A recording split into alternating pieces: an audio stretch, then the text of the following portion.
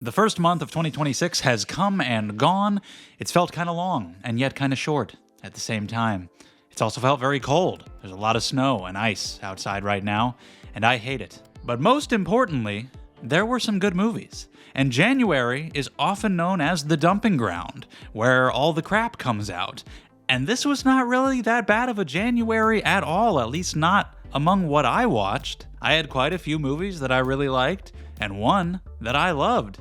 By the way, before we get started, I fully planned on seeing Return to Silent Hill this month, but my theater didn't end up playing it, which was shocking. It plays a lot of smaller movies. I thought Silent Hill would absolutely show there, and it just didn't. I guess the studio knew it was so bad they didn't want anybody to see it. So let's go ahead and recap the month and start at the bottom here. My bottom two I actually saw on the same day, back to back, and I've decided to put at number 13, Shelter, the new Jason Statham movie. And even though this is at the bottom, it's not really that bad. The worst movie I actually saw in January is technically a February release. I saw it in an early screening. But my bottom for January is Shelter just because it's really bland. It has some good action scenes. Jason Statham is still really good at selling that kind of stuff. It is just exactly the same as every other Jason Statham movie. We're getting one every year now, at least. He has another one coming out later this year. And when you got the last couple years, The Beekeeper, A Working Man, and now this, they're actually getting worse and worse. This one has so little story. It takes the story forever to get going. It's a solid third of the movie before you actually get the first action scene. And outside of the action scenes, the story and characters are not complex enough to actually carry it. The characters are super basic. Jason Statham is playing the same guy he always does. I can't really criticize him that much. Like, that's what he does. That's what you're there to see him do. But even he kind of felt like he was on autopilot this time. He even felt like he was a little tired of it. And as for the story, he's like a former Black Ops, super secret military organization guy, and he's great at killing, and now he's got to protect someone. Wow, really breaking new ground. It was just so familiar, so been there, done that with nothing new to offer. When the action kicked in, it was fun, but everything outside of that was just really bland. So it's hard to recommend to anybody other than people who are totally fine watching Jason Statham do the same thing for the 300th time. At number 12, I have Iron Lung. This is Markiplier's directorial debut, and there's a lot of interesting things about this. He also acts in the lead role. He's practically the only actor because it all takes place in this one cramped environment, this submarine, in this post-rapture future in which humanity has dwindled, and now we're exploring a moon with an ocean of blood, and his character is a convict who is going down in this submersible to take pictures and maybe find samples of things they can use to help humanity, and if he does it, he'll get his freedom. That's a cool setup that's pretty impressive for a directorial debut. I was also impressed by his acting. I wasn't sure how that was going to go. I like the production design, practical effects. Some of the horror really works in terms of the unknown that we're surrounded by in this bloody ocean and the terror of not knowing whether he's going to be allowed to resurface and get his freedom. My biggest issue with this is that it's just so long. This is a cramped, contained thriller, like Buried with Ryan Reynolds. But Buried is 90 minutes because they knew you can't just keep the camera on one guy's face in one small location for much longer than that and maintain interest. But this movie is 2 hours, and it gets so repetitive. And it can be so easy to be like, oh, you just have no attention span. But, well, no, because I'm not here saying, I think all long movies are bad. I didn't say those words. Those are entirely different words. What I said was this movie does not have the story or character complexity to warrant 2 hours. Even the game it's based on is apparently shorter than that. The game is like an hour-long experience. Everything is kept very vague. You actually get so few answers about a lot of the questions that are raised, and so the payoff for having to sit there for 120 minutes is just not worth it. But I think this is still a really cool directorial debut. I'm proud of the guy for getting this made and in theaters, and it's doing well. It's totally self-financed, which is awesome.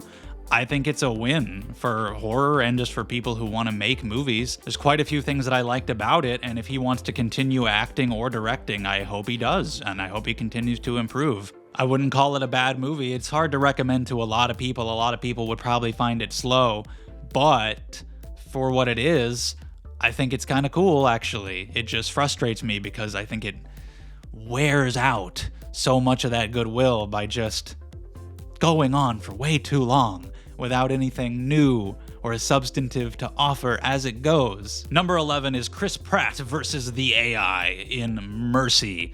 This has more overt problems than the last two movies that I talked about, but in terms of sheer turn your brain off entertainment value, I was engaged the whole time. I wanted to know the answer to the mystery. It was kind of a fun setup. Basically, you have Chris Pratt in this future where if you're accused of murder, an AI puts you on trial and you have 90 minutes to prove your innocence to it, or else you die on the spot. So he's accused of killing his wife. He's got to look through all of this evidence, kind of like movies like Searching, where we're looking at screens the entire time, trying to solve a mystery, and figure out what actually happened. And there's a lot of tension at the beginning because the evidence seems really stacked against him. It actually seems kind of like he did it, and he got blackout drunk recently, so he doesn't remember. So for all he knows, he might have done it. There's a timer counting down the 90 minutes the entire time, so we're always seeing that timer, knowing that we gotta do this quick. There's a good amount of tension, and just in terms of sheer, like, this is just popcorn fluff, I was entertained, even though it's not particularly good.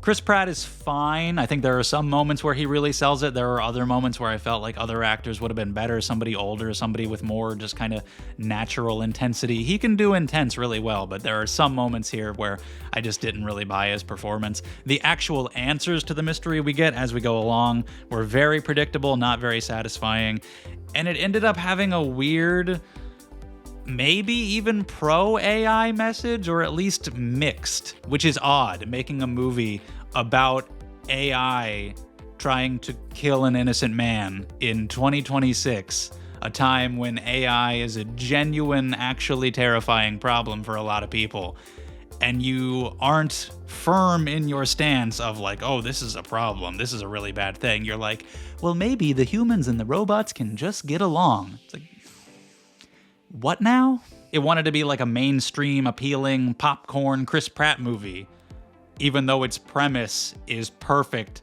for like a cold, bleak, social commentary thriller. It's trying to do both, and it really can't balance both of those things, and so the whole message and tone by the end was weird. Not particularly good, but like if you just turn it on at home one day, it's disposable, it kills time, there's entertainment to be had. Speaking of disposable, but it's an entertaining enough time killer if you just want to turn it on at home, the new Amazon Prime original movie, The Wrecking Crew. Dave Bautista and Jason Momoa play brothers who are investigating the death of their father after they have been estranged for a long time, and there is some really good action here. Some good hand-to-hand combat in particular. The actors are a lot of fun, they have good chemistry with each other. It's a nice setting, being in Hawaii. It's totally, again, turn your brain off fluff, but like Shelter, this feels like AI wrote it. And I don't like to say that about a lot of things. I think people overuse that to just describe anything they don't like. But this genuinely feels like so many other movies exactly like it, where you could just like cross out a couple names and write in some different ones instead. And there you go. So it almost feels like, hey, AI, can you generate me a movie script that would be like an action comedy that people would want to stream at home? It feels so incredibly basic. There's very little to the actual mystery. There's very little to the story, and either the reveals are not effective, and it is also overlong at 2 hours. With a story this basic, there's just no reason for that. The comedy I also thought was very ineffective. It was very basic and juvenile. Jason Momoa's pissing on a guy. It's hard for me to get really mad still about these generic streaming movies, because they just keep coming out. It just keeps happening. It's not going to stop, apparently, especially not from Amazon. I feel like they've made this exact movie 40 times in the last couple years, but I've seen worse.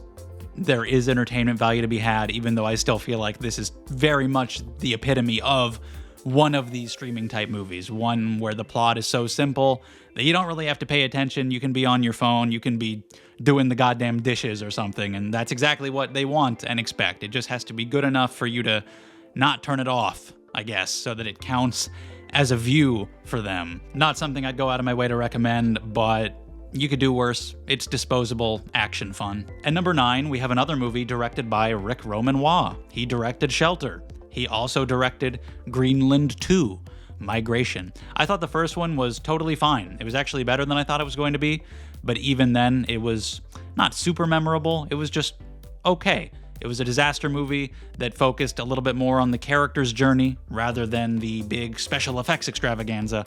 This one leans more into that. This one is after the world has ended, there's not as many people left, and they're trying to migrate and see if they can find a new permanent, safe place to live. And everything in the world is going wrong. Meteors and earthquakes and tsunamis and other people, and just every problem they can run into, they run into. So there's some fun to be had there. I enjoyed that, and just the struggles of trying to see if humanity can flourish and survive after going through such trauma and devastation. The characters aren't really all that interesting. Gerard Butler, Morena Baccarin, they're good, but we're just kind of got like generic family unit. And the biggest issue with this movie is the insane plot armor. These three survive every natural disaster you've ever heard of. It's crazy. If you're a side character, the moment you start getting lines, you're dead, like right after that. But if you're one of the main characters, the earth will crumble all around you, killing everyone else instantly, but the one spot you're standing on will be the one unaffected spot. And that happens like 4 or 5 times. It keeps happening over and over, where these characters are just being saved by the grace of the gods, also known as the grace of the script.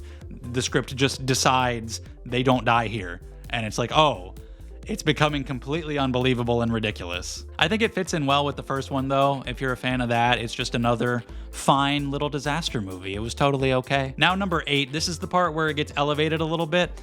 The movies at the bottom of this list were okay, and from here on out, I think this movie is pretty good, and that's Dead Man's Wire from Gus Van Sant. This is a true story from the 70s about a guy who took this businessman hostage because he felt like he and his father had screwed him over in a deal. So you got Bill Skarsgård taking Decray Montgomery hostage. He ties a wire around his neck, which is attached to a shotgun, which he's holding behind him. So if anybody interferes, if anybody jostles them in any way at all, any sudden movements, the shotgun is going to go off and kill the guy. So he's able to take him hostage at his work, take him to a car, drive to his apartment where he's got a bunch of booby traps and whatnot so nobody can get in, and just take him hostage in there for days with the police and journalists and everybody swarming around, just kind of being like, we don't know what to do.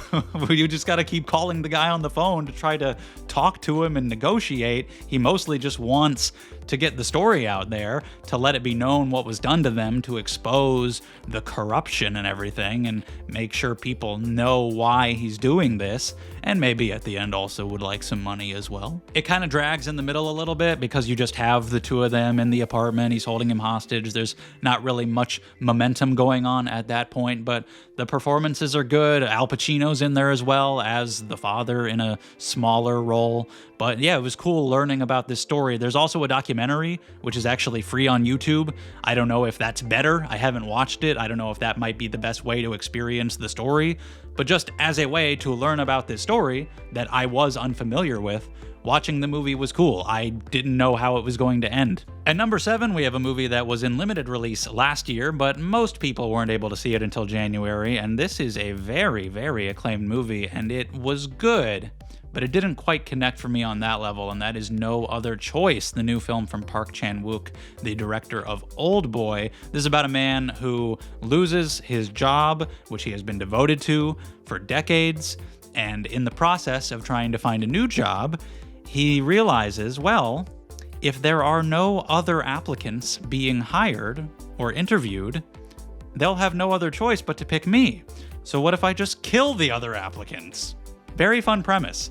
Obviously relatable to a lot of people, losing your job or just the fear of losing your job, how disposable you are. It doesn't matter how much work you put in, how much you care about the company does not care about you. And then, of course, rather than going after the people who are really the enemies, he ends up just getting turned against the other people who are just trying to struggle on and survive the same way he is. So you can't root for him because he's killing innocent people, but also it's just a goofy premise, and Lee Byung-hun as the lead actor has such charm to him that it's enjoyable to watch anyway. And I really liked a lot of that absurdity, especially in the first kill that he's doing and how incompetent he is, bumbling through this, trying to bring himself to kill this man. Technically, it's extremely well made. It's well shot. There's some great editing.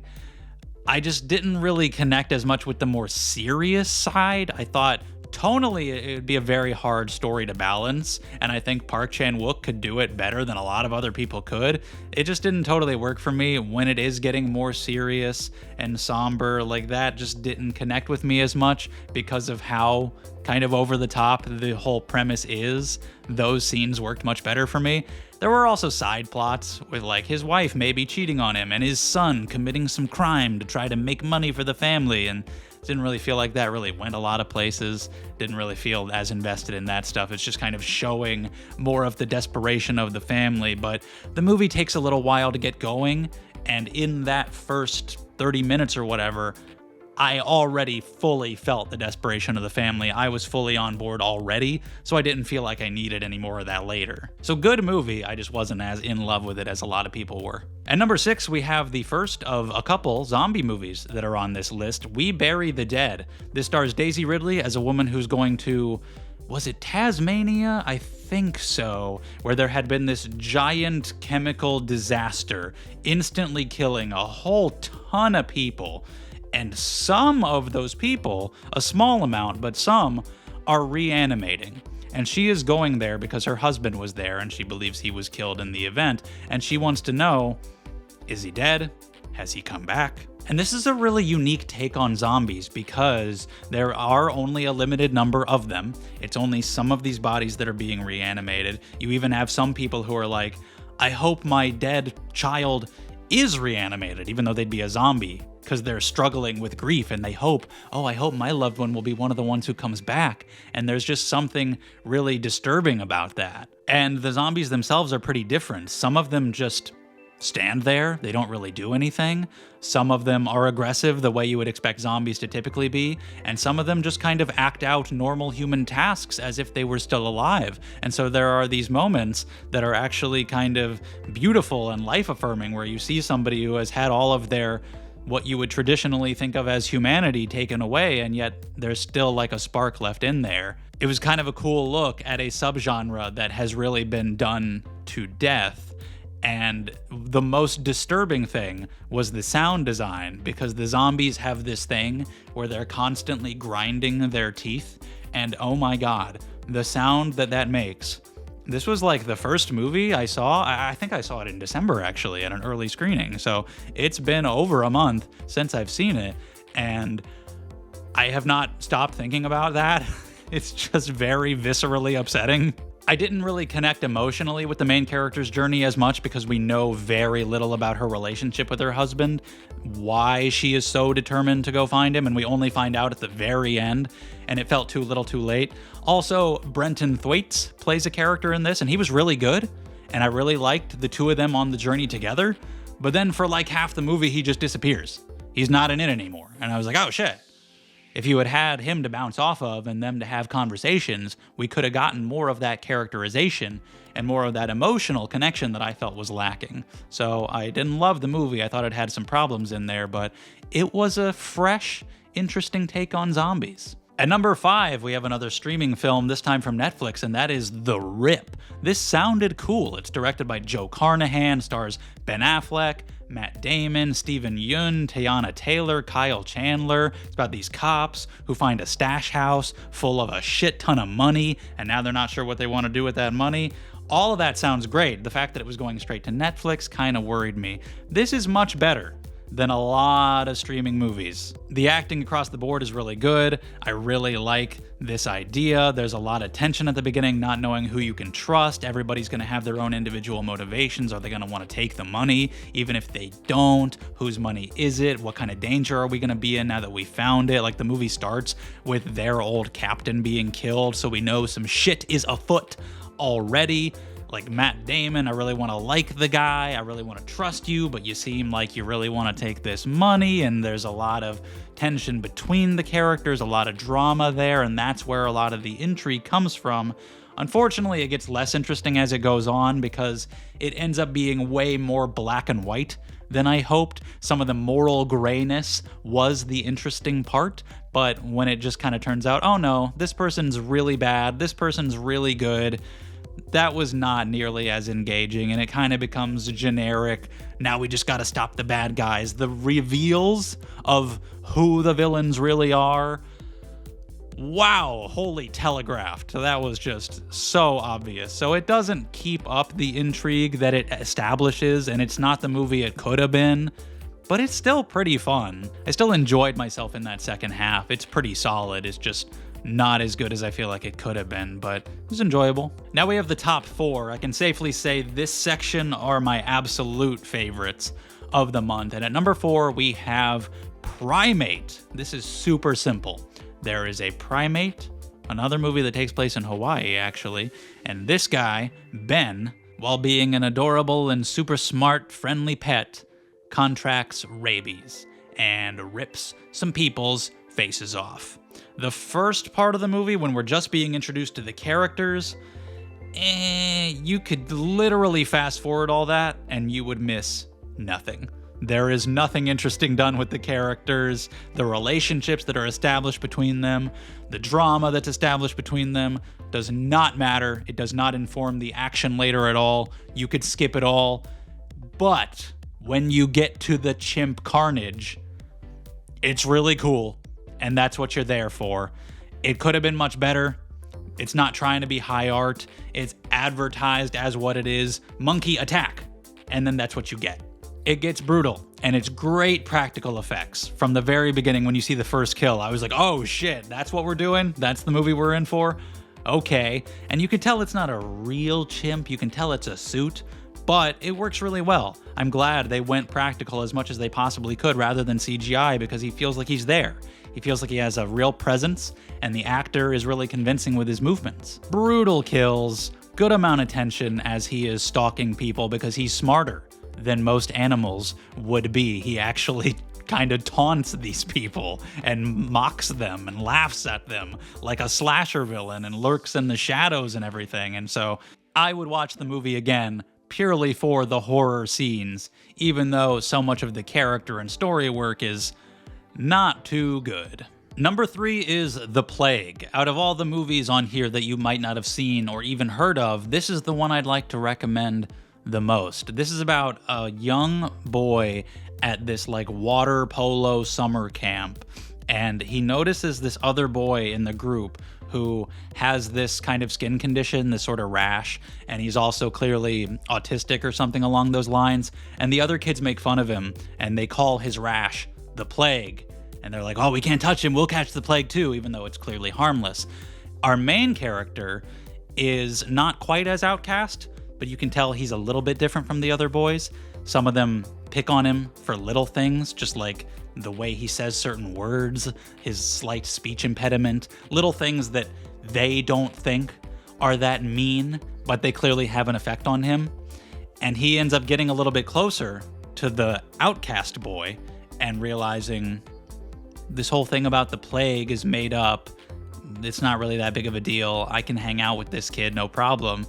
But then they start making fun of him more too because of that. And they start saying that he has caught the plague. And then the rash actually does start to appear on his body as this metaphor for being bullied and outcast. And that is something that many people can relate to going through life. And it's done in such a realistic way. I know I could personally relate to the main character because I was not like the overtly bullied kid or anything, but I was certainly not one of the popular kids. I gravitated to those more outcast kids because I knew I could fit in more with them. And then from that point on, you're a part of that group now. You've got that stigma against you now. And even the bullies in this are portrayed really realistically. It's not like, haha, I'm gonna take your lunch money, twerp. It's just like preying on those little insecurities and saying these things that really bite and really sink in deep and upset these other kids. But they don't think about that. They don't understand really the consequences of their actions, or they just don't really care because they're kids. They're not grasping what it really means to hurt someone like that. And even Joel Edgerton, the coach, you want him to be able to say the perfect thing and just fix it. But it's so frustrating because he can't. He can tell the kids, how would you feel if somebody bullied you like that? But it just doesn't sink in. And he can tell the bullied kids, like, hey, I promise it'll get better, but it doesn't feel like that for them in the moment. So I just feel so bad for this kid. And the plague, the rash, just really works as an idea for this because, like, once they have decided that there is something about you that they've arbitrarily determined they don't like, you have it now. Even if it's not even a real thing. They've decided to bully you. That's on them. That's not on you.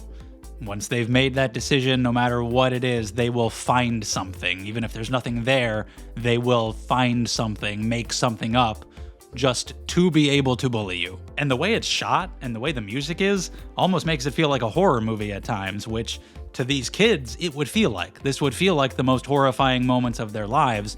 And it goes to some kind of wild places that I didn't see coming. It's a little bit slow because you do know generally where it's going. Like, you understand this kid is going to get bullied and he's dealing with this social outcast stuff. But it was effective. I did enjoy it quite a bit, and I think people should check it out if they haven't. Number 2 is the new film from Sam Raimi, Send Help. Rachel McAdams plays this office worker who's very timid, not very good with people. She's pretty awkward. Dylan O'Brien is the new CEO. He's inherited the company from his father, and he's a complete dickbag. He's a terrible person. They end up getting stranded on an island together in a plane crash. They're the only survivors. He's injured. She is a huge Survivor fan. She has a ton of survival skills. It's like her hobby.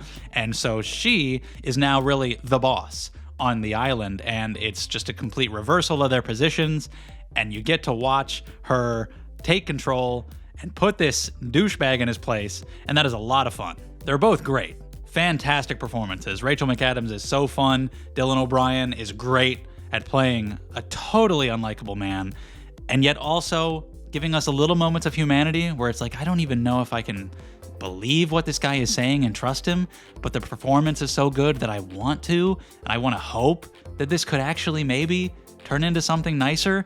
But also the scenes where she's just, totally rubbing it in his face and showing him that he needs her and doing some pretty fucked up things to him are very fun. And you got that Sam Raimi nastiness. Blood and bodily fluids of various kinds being sprayed in people's faces, and that stuff is just over the top and ridiculous. There are some scenes that are shot to be like they're practically Evil Dead movies. He takes a very in-your-face approach with some of that, the way a lot of other directors wouldn't, and that was a lot of fun. The CGI, though, wow. There's like a CGI boar. All the blood spray is CGI. It looks so bad. It looks so fake. It took me out of a lot of those moments, a lot of these moments of gore that are otherwise really fun. I'm like, oh, but it looks like a cartoon. It looks so bad, though. That was unfortunate. I also wasn't the biggest fan of the direction the story went in. It ended up being more unpredictable than I thought it would. What seemed pretty clear-cut, like we got our good guy and we got our person we're rooting against, it got a little more morally gray, actually, than I thought it would, as different lines are crossed. And you're like, I don't know if I can really side with you on that one. But I don't know if I actually liked the choices it ended up making. I want to watch it again and see if I'll like the second half more. Not even really the second half. It's really like the last third. I was really enjoying the movie for quite a long time, but then it started making some of these choices where I was like, I don't know if I can get on board with that. I don't know if that was necessary. It felt like you were going in one direction that was very strong. And if you could just land that plane, that's satisfactory right there. But it felt like it needed to go in these other directions. And I was like, I don't know about that actually. And by the end, it felt like it wanted me to be very satisfied in certain ways. And I just wasn't. I respect some of the ambition, doing things a little differently with the last third. I just don't know if I was really a fan of those choices. So I was unsure where I was going to end up putting this movie on the list, because I was solidly enjoying it a lot for a good portion of the runtime, but I left a little bit deflated because I wasn't too hot on the ending. Still ended up putting it at number 2 here, though, because I did enjoy most of the movie a lot. I do want to watch it again. It is fun. But no question, easily my number 1. 28 years later, The Bone Temple. I loved this movie. I'm a fan of the original, 28 Days Later. Weeks is the weakest in the franchise. Some people don't like it at all, but I think it's enjoyable. There's a lot of mean-spiritedness to that film. 28 Years Later was interesting. I was kind of mixed on that movie. There were just some editing choices that I didn't really fully vibe with, and I was mixed on the ending. It was very strange, especially as somebody who didn't know who Jimmy Savile was, because I am American and I don't study up about UK pedophiles very often. And so I was like, that was a little odd, but I enjoyed the movie overall because I thought it had a lot of intensity to it and a really strong emotional core with the character of Spike and his mother, played by Jodie Comer. I was a little worried about the Bone Temple because the ending of the first movie implied that the Jimmies would carry on and be more heavily featured in this film. This movie is my favorite in the franchise. I had such a great time. I left the theater so hyped. I am so ready for the third one. I'm pissed that we have to wait. It's been greenlit. I guess it's possible that it could still not get made, because this one did not make as much money, which is unfortunate. But please, please make the third one. This one's actually satisfying on its own. Its story is wrapped up very well, but the door is clearly open for more, continuing the journey of Spike, the return of Cillian Murphy's character from the original.